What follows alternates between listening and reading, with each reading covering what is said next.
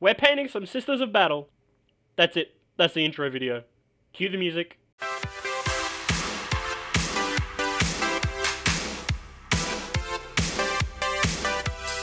Hello, and welcome back to Scuffed Hammer. My name is Hammer, and today we're going to be painting some Sisters of Battle.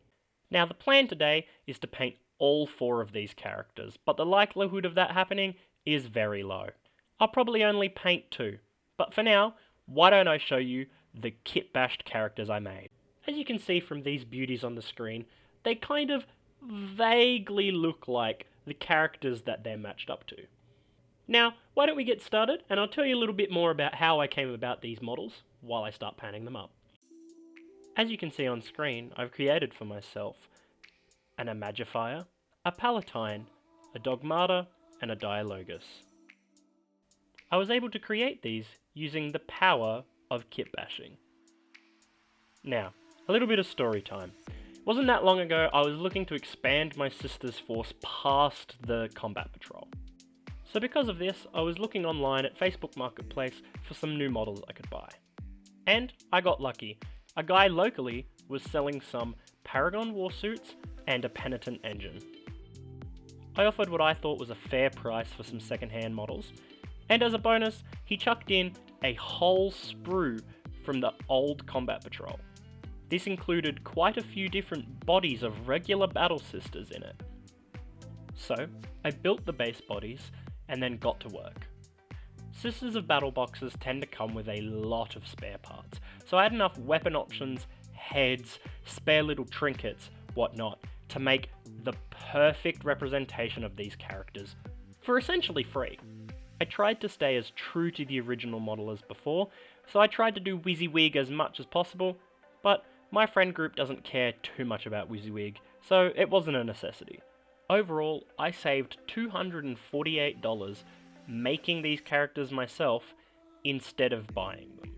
And don't worry, if you don't happen to get as lucky as I did, you can always buy a cheaper box of 5 to 10 sisters, or whatever faction you're playing of your regular default guys, for about $98, that's Australian dollars by the way, and use whatever spare parts you have to create your faction leaders.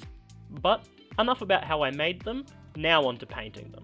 As always, I base coat mine with my airbrush, but that's just because I hate rattle cans, I can never get them right. If you have a rattle can, they'll work just as well.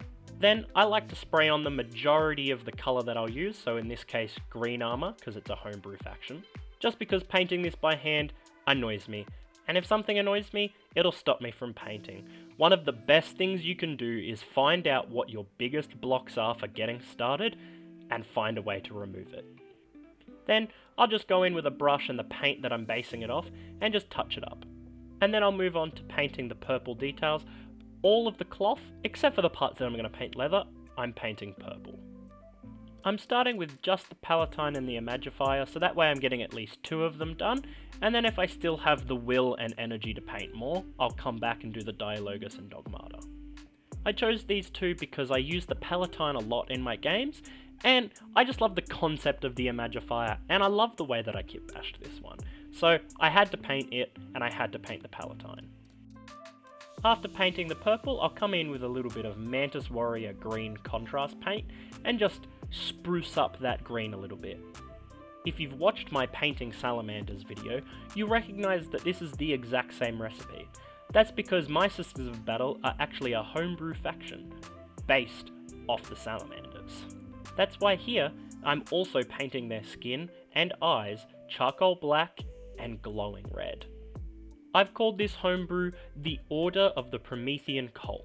But Hammer, don't you know that the Nocturnians don't have black skin and red eyes? It's only the salamanders' gene mutations, some would say. And to that I would reply, well yes, but these Sisters of Battle go through extensive body modifications to look exactly like the salamanders. Because what's the point of honouring a Space Marine chapter if you don't look anything like them? Now, for most of the smaller details, I'm just going to pick them out and do little bits of colour for each one. Because that's yet another barrier of entry for me starting the painting process. The idea of doing 5 to 6 different colours per little piece just drains the life out of me. So why put yourself through the pain of going, if I want to paint this leather pouch, I need 5 or 6 different colours to make it look perfect, when you could just do one and call it a day, and you've actually painted it.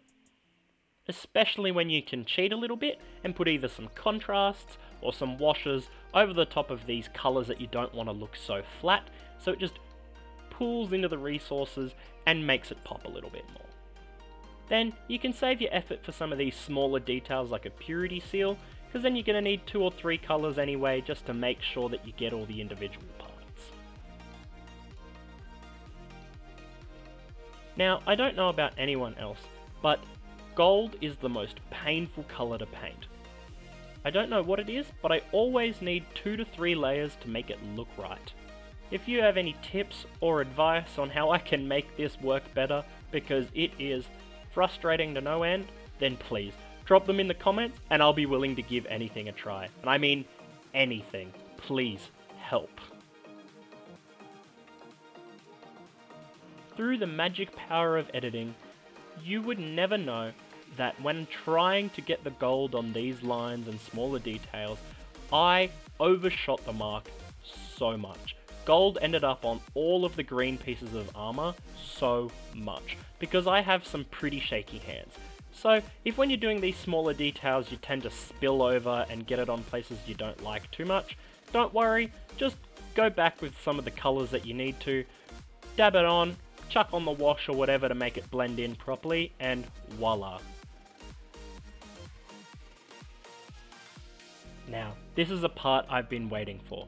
Our friend group likes to take battle trophies when we win games, so my Palatine, who soloed 3 Tau mechs from Scuffed himself, is standing on top of a Tau mech head, painted in the scheme of Scuffed's Tau. And due to my Palatine overcharging her plasma weapon consistently and never taking any damage, I've decided to do an extremely large plasma glow. Let's ignore the fact that this wasn't intentional and I don't know how to control the airflow of my airbrush. It was intentional. It's a very strong plasma glow on purpose. The next and last step is to do the bases. Because this is a homebrew faction from the same home planet of my salamanders, they're going to have the same base. Red and yellow acrylic paint as lava underneath Modern Earth texture paint, which will dry and crackle.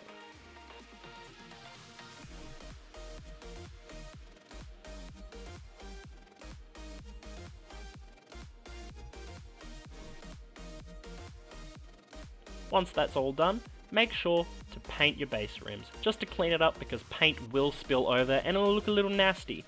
Doesn't have to be black. I actually quite like when people do other colours, but I like to do black so then I can write the unit or character's name on the base like so. And I've decided, after painting 2 figures with extremely tiny and fiddly details, that I'm not going to paint anymore, and I'll save them for a future video.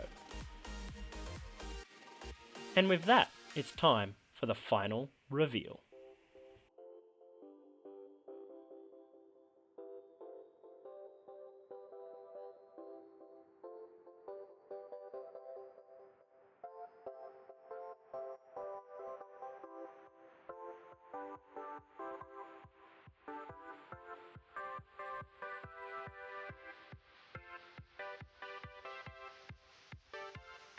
Now, don't these characters look absolutely beautiful?